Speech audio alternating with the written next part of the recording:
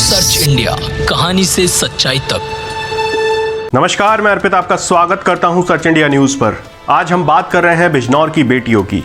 कल ही यूपीएससी का रिजल्ट आ चुका है, देश की सर्वोच्च परीक्षा, जी हां, जो कि यूपीएससी है। बिजनौर की बेटियां, चाहे खेल हो, पढ़ाई हो, चाहे देश की सर्वोच्च परीक्षा हो, बिजनौर की बेटियों का नाम सर्वोच्च स्थान पर आ रहा है। जी हां, कल यूपीएससी की परीक्षा में बिजनौर की बेटियों ने कमाल किया है और बिजनौर से 3 बेटियां चयनित हुई हैं। और सबसे बड़ी बात यह है कि यूपीएससी की जो टॉपर हैं वो बिजनौर से हैं। बात कर रहे हैं श्रुति शर्मा की।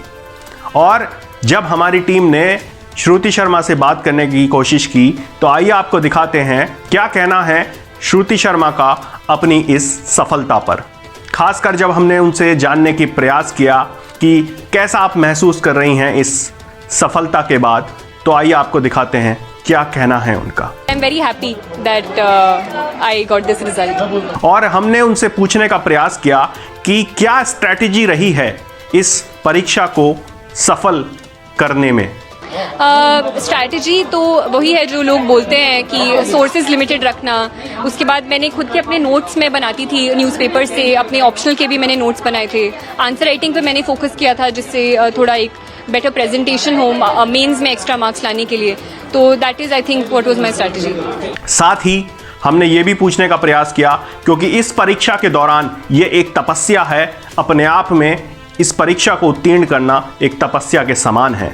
तो जब इस परीक्षा की तैयारी करते हैं तो लोग अधिकतर अपने दोस्तों से, अपने परिवारों से, सोशल मीडिया से नाता सा तोड़ लेते हैं, यानी कि उनकी एक अलग ही दुनिया हो जाती है। तो इस पर भी क्या कहा है श्रुति ने, वो भी आपको दिखाते हैं। नहीं, मेरी फ्रेंड से भी बात होती थी, सोशल मीडिया पर भी मैं थी, बट बैलेंस तरीके से, ऐसा नहीं कि पूरे दिन, बट कंप्लीटली कट ऑफ नहीं किया था, but I try to balance everything.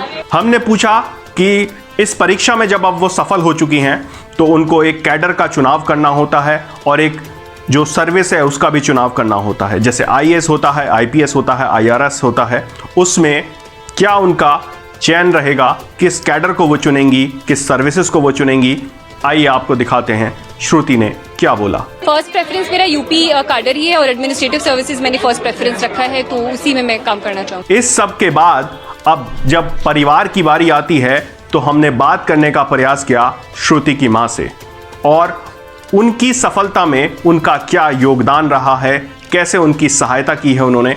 आइए आपको दिखाते हैं क्या बोला श्रुति की मां ने।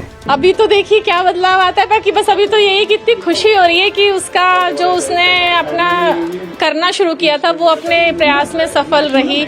उसी की खुशी से मुझे बहुत ज़्यादा खुशी हो रही है कि उसको वो बहुत खुश है तो मैं बहुत खुश हूँ। हमारा सपोर्ट तो बस उसका खाने पीने का ही रहा है कि उसको खाने पीने का उसका ध्यान रखें, उसकी हेल्थ का ध्यान रखें। हिस्ट्री ऑनर्स है तो बाकी तो सब वो अपनी मेहनत, उसका बस पढ़ना और पढ़ना। उसको मना ही करना पड़ता था कि तू सो जा, मत पढ़। सोशल मीडिया पे बस ऐसे थी वो कि जितना ज़रूरी है उस। बिजनौर के लिए ये एक बड़े हर्ष का विषय है, बड़े गर्व का विषय है कि बिजनौर की बेटियां लगातार हर मुकाम पर अपना परचम लहरा रही हैं और बिजनौर का नाम अपने देश में ऊंचा कर रही हैं। चाहे वो कोई भी क्षेत्र हो, खेल का हो, पढ़ाई का हो या देश की सर्वोच्च सर्विसेज का हो। तो आज समूचे प्रदेश में, समूचे देश में बिजनौर का नाम सम्मान के साथ लिया जा रहा है श्रुति की वजह से। आईएएस टॉपर श्रुति शर्मा। श्रुति शर्मा का परिवार मूलतः बिजनौर का रहने वाला है। श्रुति की जो प्राथमिक पढ़ाई है, जो पढ़ाई लिखाई है, वो दिल्ली में हुई है और जो ग्रेजुएशन है वो जामिया मिलिया यूनिवर्सिटी से हुई है। और इस सफलता के पीछे उनको कई लोगों से बधाइयाँ मिल रही हैं, कई लोगों से बहुत सारा प्रेम मिल रहा है।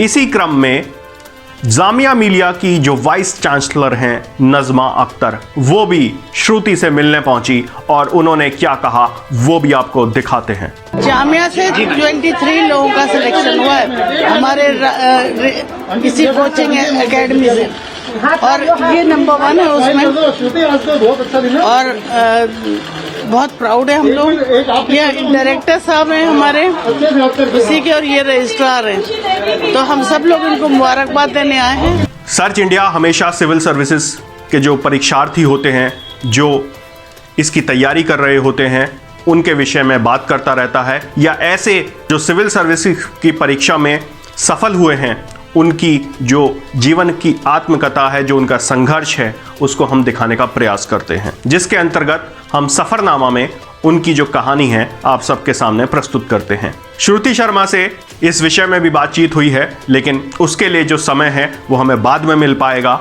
और अभी एक छोटी सी मुलाकात या छोटी सी बातचीत जितना हमें उन्होंने बता पाई हैं वो आज हम आपके सामने दिखाने का प्रयास कर रहे हैं। सर्च इंडिया, कहानी से सच्चाई तक।